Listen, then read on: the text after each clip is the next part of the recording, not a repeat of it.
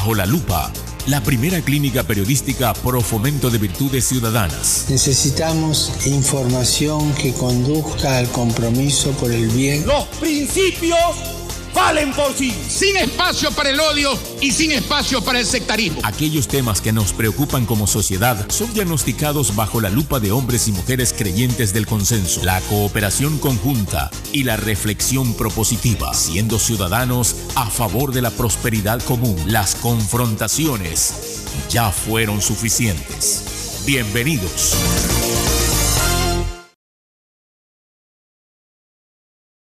Sentido saludo, querida audiencia de la clínica periodística Ciudadana Bajo la Lupa. Soy Javier Guerrero y una vez más de modo virtual, aún todo lo que estamos viviendo, no lo nombro para no darle importancia, pero es de conocimiento público y privado. La vacuna parece que todavía no llega, no obstante le seguimos rezando a Diosito para que eso se acelere.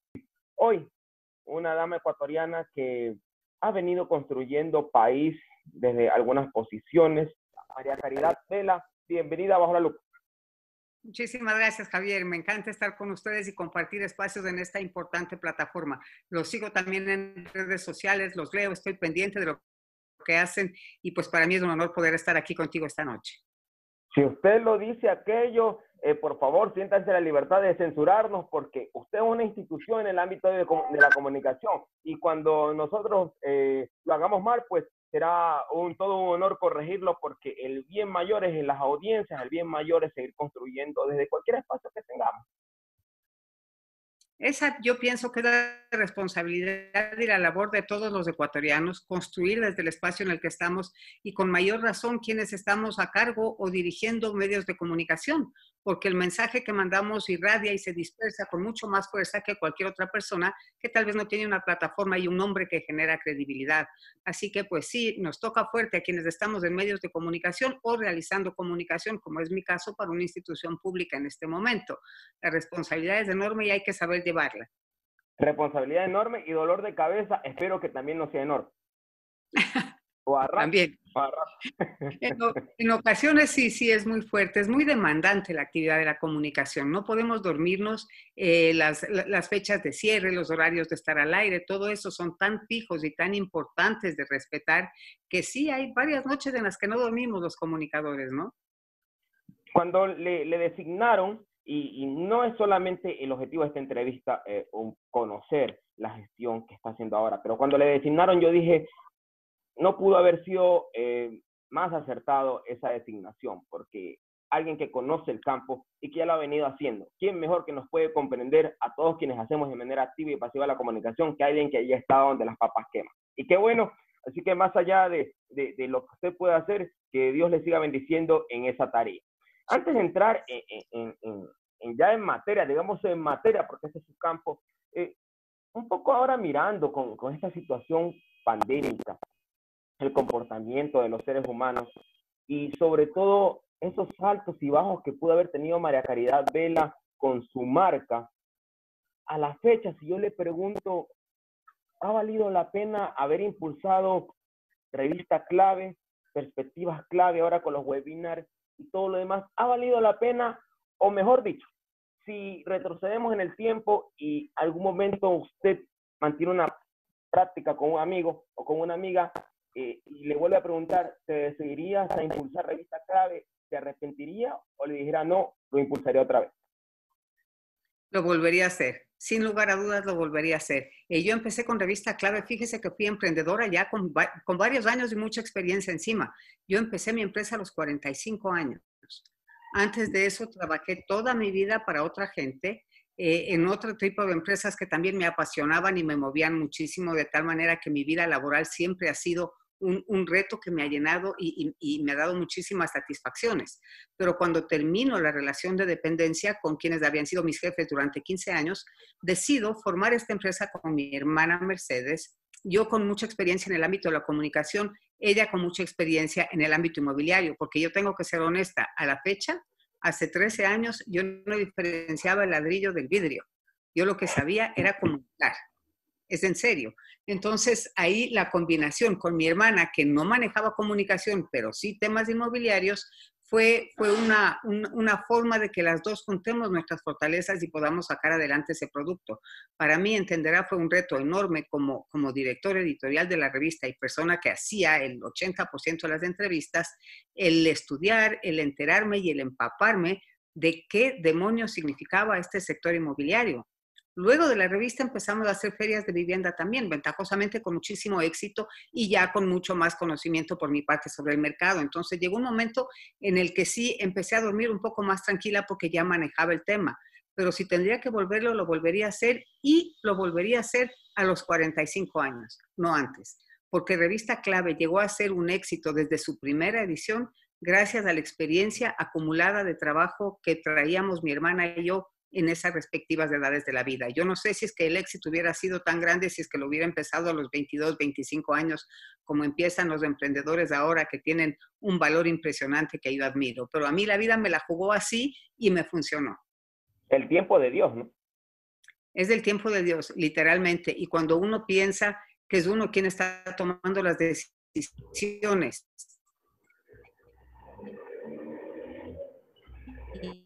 y en un principio dices, lo que hizo uno fue tomar la oportunidad que Dios le puso por delante y enfrentarla y asumir las complicaciones y los retos y toda la demanda de trabajo que eso traía consigo, pero son los momentos de Dios y es uno voluntad de seguir ese camino que se le está planteando.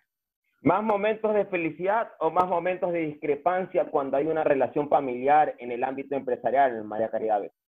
Absolutamente felicidad, cero discrepancia. Mi hermana y yo somos dos personas muy similares, pensamos mucho lo mismo. Ella es 2 años y medio mayor que yo y en la forma en la que fuimos educadas siempre primó el mayorazgo. Mi padre fue padre muy viejo, entonces yo siempre tuve un padre viejo y por ende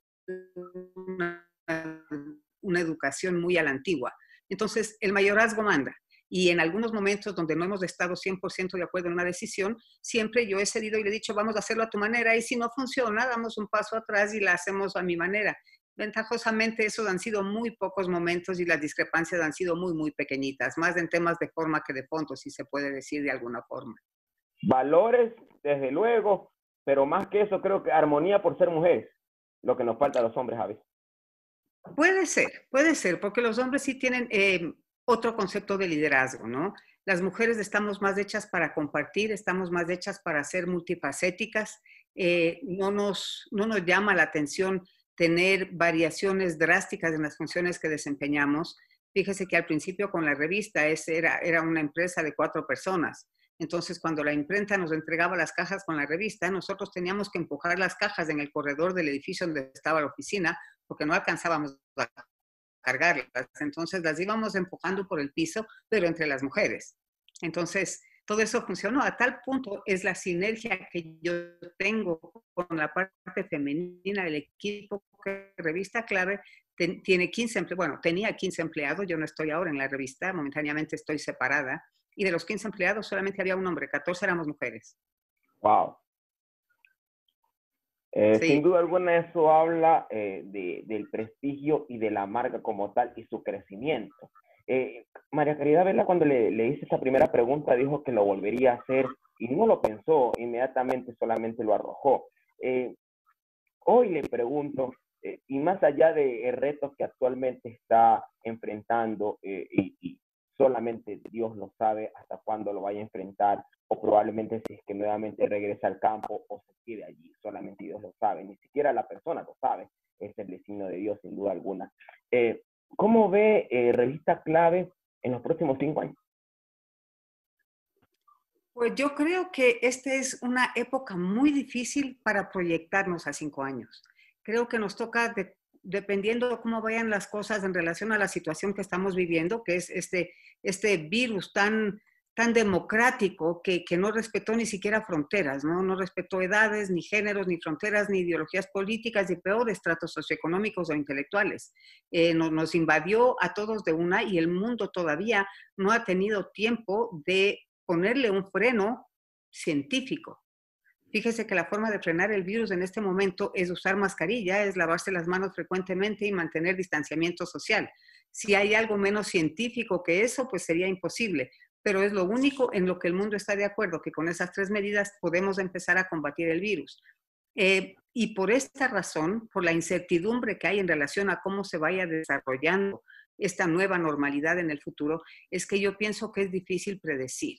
De todas formas, este año creo que terminará siendo un año duro, donde el mayor esfuerzo estará enfocado en sobrevivir, en mantener nuestras actividades y sobrevivir, para el próximo año sí arrancar ya con nuevos bríos y con la gente acostumbrada a un nuevo estilo de normalidad.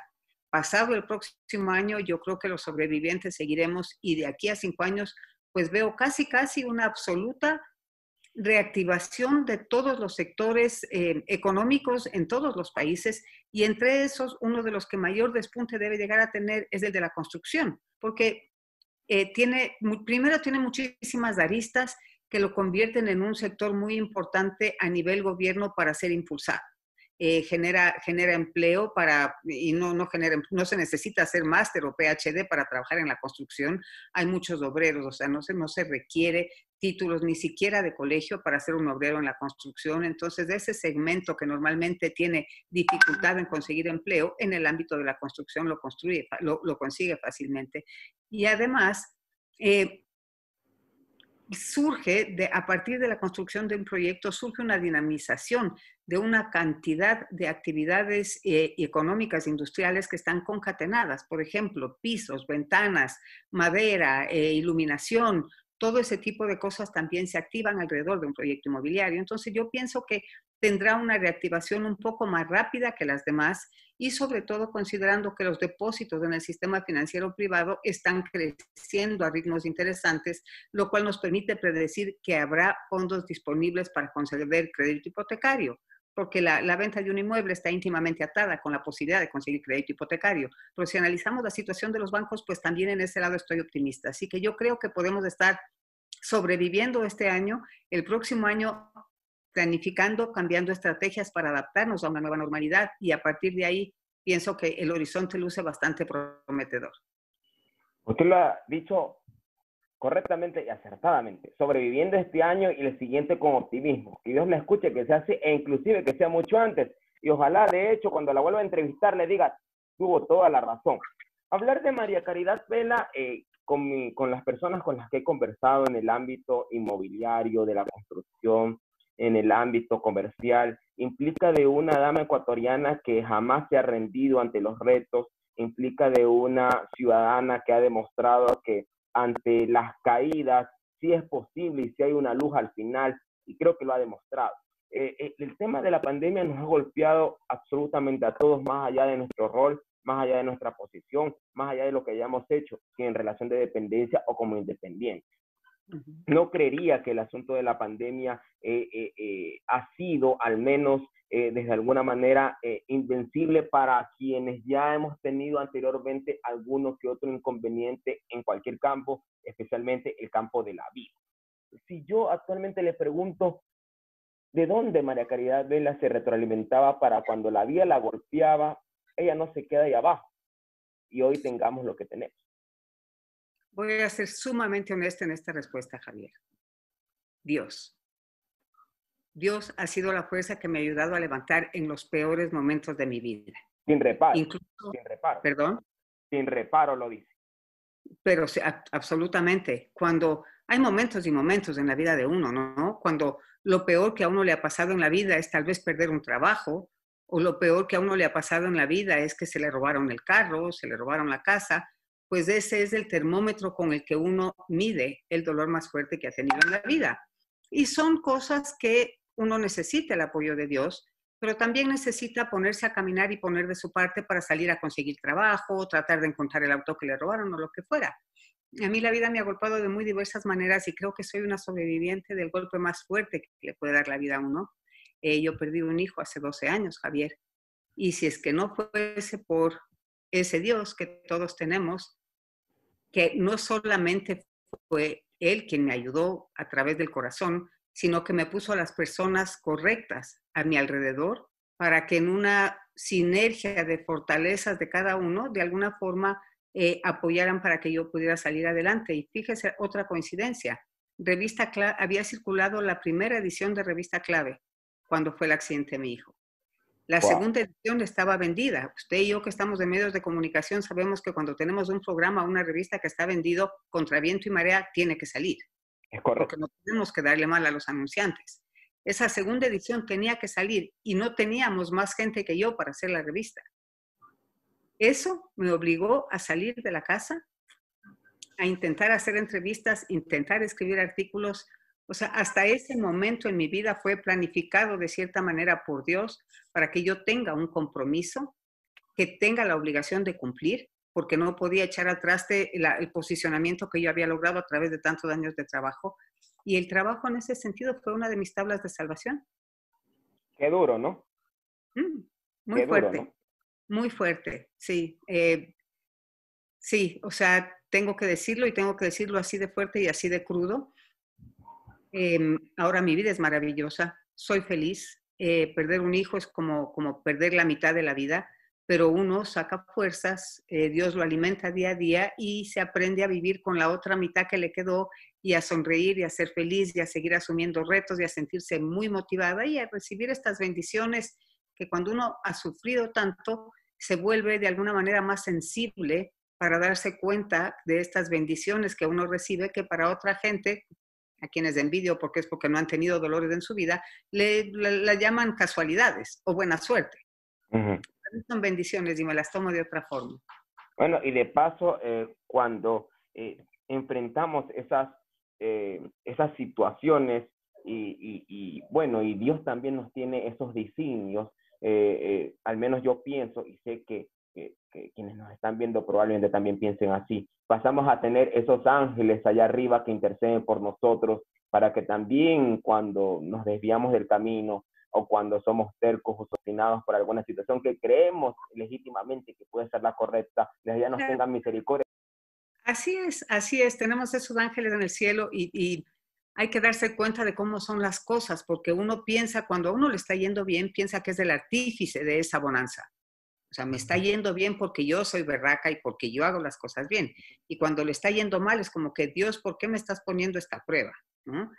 Y realmente yo lo que hago en mis oraciones es que le pido a Dios con mucha intensidad que cuando yo piense que el sol está brillando para mí, nunca permita que el brillo de ese sol, que yo creo que es solo mío, me tape la vista de ver la luz que Él me está poniendo por delante.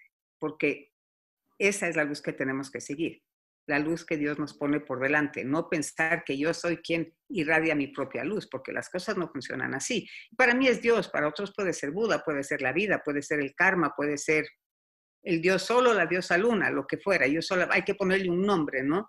Pero yo sí pienso en esta fuerza supranatural que nos conduce, que nos guía y que nos pone alternativas por delante y está en nosotros elegir de esas alternativas. Pero también hay que contar con esa bondad que en el camino de las equivocaciones habrá también esa vocecita pequeñita que te dice, no, váyase ahora a la derecha porque a la izquierda ya le fue mal. Venga, le ayudo.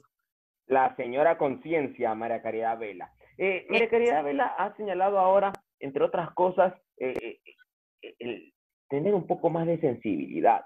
Yo decía que antes de la pandemia, entre comillas, la normalidad que nosotros vivíamos no era tan normal, porque existían, por un lado, discriminaciones, por otro lado, abusos. Muchas veces buscábamos, entre comillas, ayudar, pero hablando desde lo general, ¿no? Pero probablemente no lo hacíamos con ese corazón tan desprendido como probablemente ahora lo hacemos. Yo le pregunto a María Caridad Vela con esa sensatez que la caracteriza y con todas esas vivencias de vida que sin duda alguna son sabiduría y que creo que es el tesoro más grande en la vida que uno puede tener. Con lo que nos ocurrió a nivel mundial con esta situación de la pandemia, ¿cree que la sociedad ha madurado y se ha hecho más sensible o aún parece como que no y nos falta o como que necesitamos un remesón más grande? Yo no creo, Albert. Por favor, no un remesón más grande. Fíjese que estamos viviendo una situación que ni siquiera en nuestra peor pesadilla nos hubiésemos imaginado. Yo pienso, Javier, que la sociedad ha madurado y tuvo que madurar por las malas. Nunca nos imaginamos que iba a llegar un día en el que todo el mundo tenga que recluirse en sus casas por 4, 5, 6 meses. Nunca nos imaginamos eso, que íbamos a tener que salir con la ventana cerrada, con una mascarilla, hacer fila para entrar a un supermercado cuando la gente que estaba dentro ya haya terminado de salir, pero en las peores películas futuristas tal vez podíamos ver una situación así, pero no en nuestra vida cotidiana. Sin duda alguna, yo creo que eso nos pegó un fuertísimo remesón y que nos ha obligado a madurar a todos. Ahora, lo interesante va a estar en hacer una evaluación probablemente el próximo año de ver en qué sentido maduramos. Porque la pandemia ha sacado lo peor de la gente y también ha sacado lo mejor de muchísima gente. Hemos visto empresas privadas que han generado fideicomisos para pedir dinero para conseguir donaciones de alimentos, de medicinas, de respiradores, de mascarillas para llevar a la gente más pobre. El mismo gobierno que en un momento dado tenía enfocado los recursos que tenía en la caja fiscal, que por más escuálidos que estaban en ese momento, había una planificación. Lo que le tocó fue acelerar de una manera titánica todo lo que tenía pensado realizar en obra social. Hasta mayo del próximo año lo tuvo que desarrollar en 2 meses. Había gente que se estaba muriendo de hambre, había gente que estaba muy enferma y no tenía acceso a hospitales, habían niños que dejaron de ir al colegio porque tenían que educarse ahora desde la casa, no podían salir. Pues la gente no tenía alimentos, la gente no tenía medicina y esos niños no tenían acceso a internet o a poder conectarse de manera virtual con sus profesores. Y todo eso desencadenó una reacción ahí sí con verdadero carácter de urgencia, que obligó a las entidades del gobierno y a los distintos ministerios a concatenar acciones para coordinadamente salir a tratar de suplir estas necesidades. Yo estaba viendo unos videos del otro día de la ministra de Educación en persona entregando kits alimenticios a los padres de familia de los niños de una guardería en algún sector rural que no recuerdo el nombre este rato. La ministra de Educación no se hubiera imaginado que iba a hacer eso. Hubiese mandado una brigada a cubrir esas necesidades en una escuelita del gobierno. Pues como no había gente y no se podía mandar a la gente porque no sabíamos si la estábamos mandando a un posible contagio o no, le tocaba a la ministra hacerlo. Entonces, todo eso ha desencadenado una apertura de mente y una apertura de corazón. Pero fíjese cómo es la vida, que hizo falta ponernos en una situación de alerta grande, de una emergencia brutal, para que esos corazones despierten. Más son los que hemos despertado que los que parece que todavía no despiertan, creo yo. Pues yo pensaría que más hemos despertado, y otra de las cosas que rescato de esta pandemia, por ejemplo, ahora vemos el tema de la corrupción de los hospitales. Todavía no sabemos cuándo empezó ese sistema de corrupción en los hospitales, pero gracias a la pandemia salió a la luz. Y es una cosa buena, porque la corrupción tiene que salir, tiene que ser desenmascarada, tiene que ser juzgada y tiene que ser sentenciada. El país no aguanta un segundo más de eso, y obviamente el presidente Moreno ve esta situación durante su gobierno y a él lo que le queda es decir, caiga quien caiga, pero esto así no puede seguir. Yo le sigo con mucha atención y le seguía antes porque tiene usted, no tenía, porque bueno, ahora lo ha hecho un pause en las perspectivas clave, pero tiene usted una manera de buscar lo que yo digo, ¿no? Ese es un arte, de tratar de sacar al entrevistado de esa zona de confort para que pase a responder cosas que muchas veces no espera el entrevistado hacerlas. En una de esas entrevistas con el alcalde Nebot, recuerdo ya que toca el tema de corrupción, él dijo lo que tenemos que hacer es que el Estado tiene que luchar para que los corruptos vayan a la cárcel. Pero eso es la máxima a nivel estatal. Yo como ser humano, y yo no sé qué piensa María Caridad Vela, pero yo pregunto cómo el corrupto o la persona que cae en corrupción, porque más allá, yo al menos le soy sincero, yo no condeno a la persona, yo condeno el acto, porque al fin de cuentas la persona es probablemente la equivocada, pero la persona como tal no puede estar contaminada per se, porque es una creación divina. No puede la persona ser mala como tal, es su actitud la que la lleva a corromper. Pero más allá de ello, yo no sé qué dice Caridad Vela cuando le pregunte cómo una persona que comete un acto de corrupción puede irse con la señora conciencia a dormir. Yo no sé si es que mantenga una lucha tenaz en ese momento o que probablemente ni duerma, pero siempre me he puesto a pensar, muy especialmente cuando ese acto de corrupción termina con la vida de una persona, que es su par. Es ser humano, todos somos seres humanos. ¿Cómo lo ve eso, Caridad Vela? Es dantesco. Esa es una imagen dantesca. Yo, igual que usted, no puedo entender que haya gente que actúe de esa manera, pero estamos viendo que sí la hay. Que en el mundo hay gente buena y hay gente que está absolutamente podrida y corrompida. Y no solamente eso, que uno es el corrupto y otro es el corruptor. Y los dos son igual de culpables. Porque la mano que da tiene que encontrar una mano que reciba. Los dos son igual de culpables y eso nos pone en una situación de una sociedad que deja mucho, mucho que desear. Otra de las cosas importantes, cuando yo le pregunté eso al abogado Nebot, iba en relación, y la siguiente pregunta que le hice fue que por qué es que la ley de extinción de dominio, que es precisamente la que permite que se recuperen los dineros robados producto de la corrupción, llevaba 1 año y medio, fue una ley que la presentó el gobierno, el presidente Moreno, y llevaba en ese momento 1 año y medio, estaremos cerca de los 2 años, descansando en alguna gaveta de la Asamblea Nacional, y sus asambleístas no habían tenido el valor suficiente para imponerse y lograr que se revise esa ley. ¿Por qué le digo esto? Porque se están destapando casos gravísimos de corrupción y se le está culpando al presidente Moreno por los casos de corrupción, que sí, se están destapando durante su gobierno y probablemente hay gente de su gobierno que esté, quién sabe, involucrada o no, pero es a la función judicial y a la función legislativa a quienes les compete actuar en ese sentido para que las cosas sigan su curso y se pueda desenmascarar toda esta mafia que ha surgido por ahí tras gallos y medianoche. Pero en eso tenemos que empeñarnos y la ciudadanía tiene que demandar con fuerza, sobre todo en este momento, que esos casos no queden en el olvido, que no queden en la impunidad, porque no solamente ha sido un tránsito de dinero sucio de una mano a otra mano, sino como usted mencionó, Javier, ha sido jugar con la vida de las personas y realmente causar la muerte de muchísimas personas. Eso no se puede permitir. Una muestra más de lo que dice Caridad Vela respecto a esa sociedad que da mucho que desear, y incluso lo decía el Papa Francisco, hay que ver hasta dónde llega la codicia de la gente, ¿no? Hay que ver hasta dónde llega la codicia de la gente. Oiga, María Sí, adelante. Por favor, no, decía que la codicia es un término muy fuerte y dentro de eso puede haber gente que solamente lo hace por codicioso. Puede haber gente, no quiero decir que esto sea una excusa, que realmente tenía una necesidad muy, muy grave. Habrá que analizar eso, pero de todas formas es el camino equivocado para tratar de solucionar una necesidad.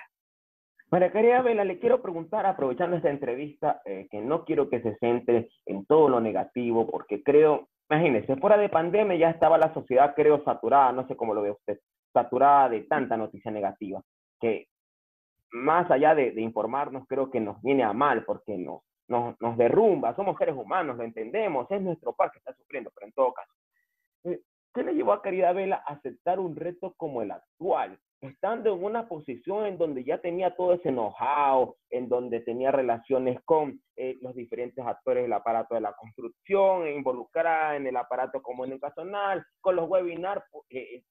De hecho, usted produce construcción de tejido social, pero ¿qué le llamó en un momento a decir, a ver, vamos por este camino porque también puedo hacer ruido por ahí? Le voy a ser 100% honesta como en todos los actos de mi vida. No me la busqué. De hecho, lo que me tocó enfrentar es la situación de realmente hacer honor a mis palabras. En mis editoriales en Revista Clave y sobre todo en los paneles de perspectivas clave que empezaron cuando empezó la pandemia, ese fue un plan B que tuve porque no podía circular la revista, yo me llené la boca entrevistando, cada vez que entrevistaba a políticos con gente de la sociedad civil, reclamaba la responsabilidad que tenemos los ecuatorianos con algún nivel de formación y de experiencia por mojarnos del poncho, por participar de los gobiernos. Y les decía, para mí es muy fácil desde este lado de la pantalla criticar todo lo que me parece mal, pero criticar es una posición sumamente cómoda. Hay que mojarse el poncho, hay que incomodarse, hay que trabajar por el país porque de esta pandemia o nos juntamos todos o no vamos a salir de ella. Y un día me llama el presidente Moreno y me invita a almorzar a Palacio. Yo al presidente Moreno lo conozco desde antes de que tuviera el accidente que lo llevó a la discapacidad que tiene ahora.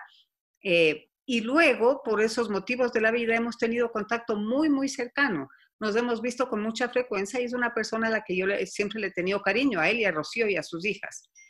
Entonces, no era sorpresa que me llamara el presidente a invitarme a almorzar a Palacio por el cariño que siempre nos hemos tenido.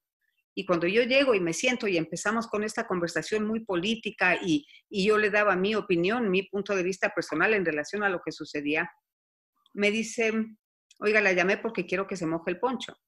Entonces yo me quedé mirándolo y me dice, sí, le he oído muchos paneles de Revista Clave llamar la atención a la ciudadanía para arrimar el hombro para que todos podamos salir de mejor manera de esta pandemia. Es más, usted ha dicho que es hora de que todos nos mojemos del poncho por el país. esta es su oportunidad. ¿Qué le dijo usted? ¿Qué le dijo usted? Pues le dije que para mí era bastante complicado, que yo tenía mi empresa, que mi empresa daba de comer a algunas familias, da empleo y que tengo obligaciones que cumplir, tengo proveedores, que ya no estoy en este nivel de actividad de 23 horas y media al día, pero no, a la final me hizo vivir mi responsabilidad ciudadana, sobre todo después de haberlo dicho públicamente. Yo siempre he tenido vena política, siempre me ha gustado el tema político, nunca he pertenecido a un partido político, no he estado afiliada, precisamente por la comodidad, desde que de la pluma o el verbo uno puede opinar en relación a todos porque no tiene ataduras con nadie, y en este sentido tampoco tengo ataduras con el presidente Moreno, que vayan más allá de una relación profesional en este momento, como la persona que está manejando su comunicación y su proceso de marketing del gobierno, ¿no? De comunicar lo que está haciendo el gobierno, comunicarlo de una forma adecuada, dispersarlo, lograr que la gente se entere de cómo son en realidad las cosas, y por ahí viene el tema. Siempre me ha encantado la política, pero nunca he sido activa políticamente. Estos días, entre comillas días, porque lleva un tiempito usted con el ejercicio de ese cargo, ha sido bastante difícil, no tan difícil, tiene sus retos sin duda alguna, tiene sus circunstancias. Pero si yo le vuelvo a preguntar ahora, después de la invitación del presidente Moreno, ¿lo pensará otra vez o le diría nuevamente sí?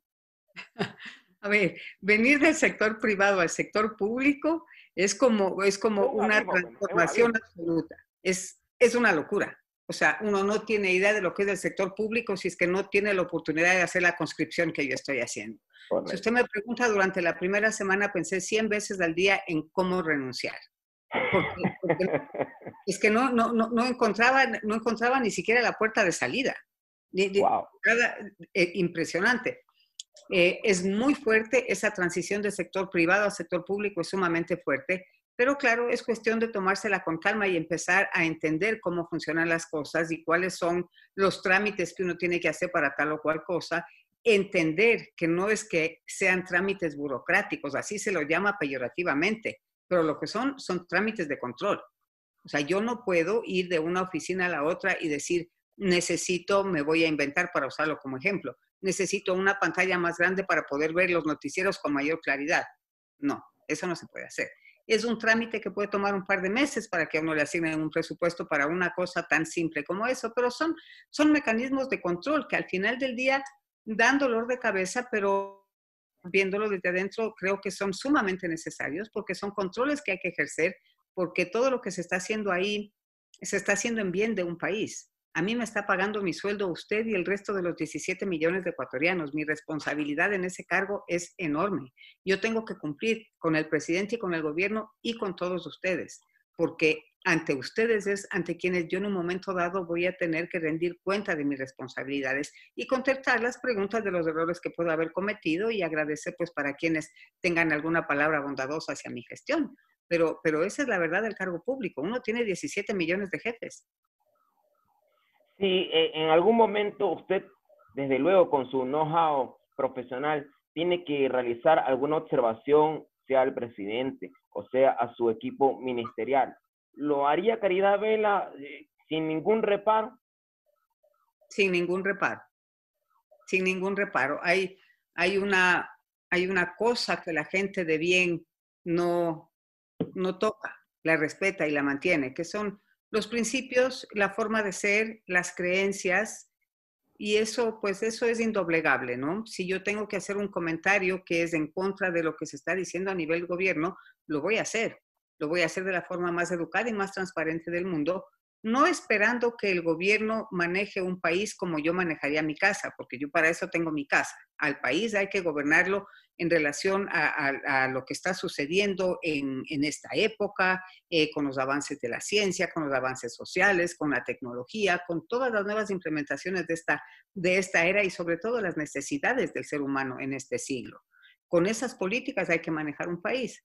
De ahí que yo esté de acuerdo o no, pues siempre daré mi opinión, manifestaré los argumentos que respaldan mi opinión, pero al país hay que manejarlo como país. Para manejar las cosas a mi manera está mi casa. Usted ha dicho algo que es sumamente importante, que yo vengo luchando desde Bajo la Lupa hace algún tiempo. Ciudadanos de bien, gente de bien. Seamos ciudadanos de bien. Yo siempre le he dicho, no duele ni cuesta. No duele ni cuesta. Y qué bien hace. El asunto es que parte de un tema de voluntad, ¿no? De la persona, de la generosidad para poder contagiar eso que nuestros mayores nos inculcaron, que probablemente cuando nos inculcaron nosotros no lo entendíamos porque no teníamos la madurez o no teníamos esta cosmovisión de qué bueno hace un acto frente a qué tan mal puede hacer un acto ahora en el corto plazo y a largo plazo.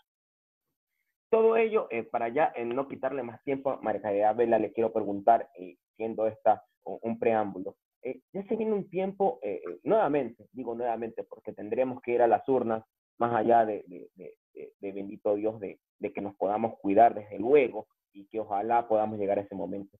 Y partiendo de un prisma esperanzador de que la sociedad ha cambiado en su mayoría para bien, ¿cómo ve el comportamiento humano de cara a estos comicios 2021? No le pregunto el de las redes sociales, porque créame que a veces parece eso un desfogue del hígado más que de la mente. ¿Cómo lo ve, María Caridad Vela? Es verdad, qué bueno que me hace la aclaración relacionada con redes sociales, porque si es que queremos calificar el proceso electoral, el proceso preelectoral de campaña, que es el que estamos viviendo ahorita, en base a lo que leemos en redes sociales, yo diría que el país es decepcionante, porque salvo ciertos casos específicos que vale la pena leerlos y que vale la pena buscarlos, incluso cuando no están en el newsfeed, hay que buscarlos para leerlos, pero salvo ciertos casos específicos, el resto es una colección de insultos, es una colección de mala ortografía, de mala semántica, de dificultad incluso para expresar una idea, de abreviaciones que parecería que están escribiendo en otro idioma, y eso es imposible manejar en comunicación pública, y las redes sociales son comunicación pública. Yo creo que el ambiente político en Ecuador está bastante complicado. Si partimos de la base de que hay 19 distintos candidatos para la presidencia que aparentemente se reducirán a 15 o 16 con las alianzas que se anuncia que se están conformando, pienso que eso es un exceso bárbaro.